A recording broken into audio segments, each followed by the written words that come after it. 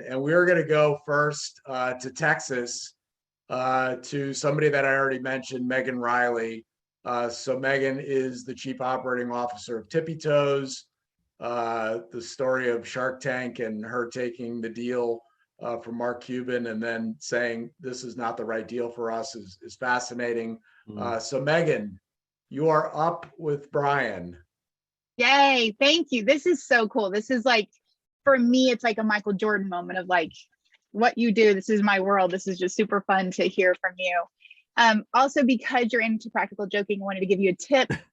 A sugar cookie with toothpaste on it worked for me. Somebody got me with that prank, my sister, who I actually run Tippy Toes with. So if you're ever looking for a prank, that one works really well. It's disgusting, but also hilarious. Awesome.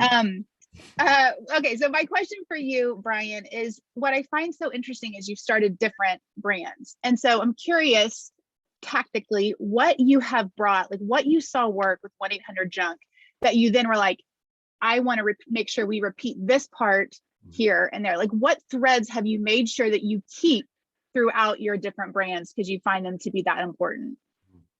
So great question, Megan. I talk about this in my next book, which will, be in the early new year, but vision, people, and systems. Those three things drive every business we've ever built.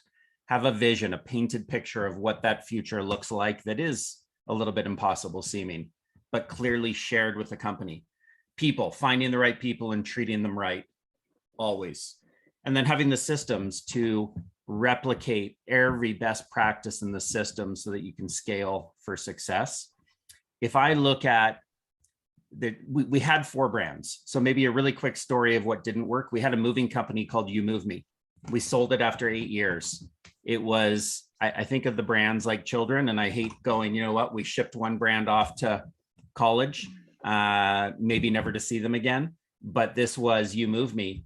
We created a great brand. It was in the moving space, a very commodity driven business. We realized that when we haul away someone's junk, they're like, wow, what a relief. I got my space back.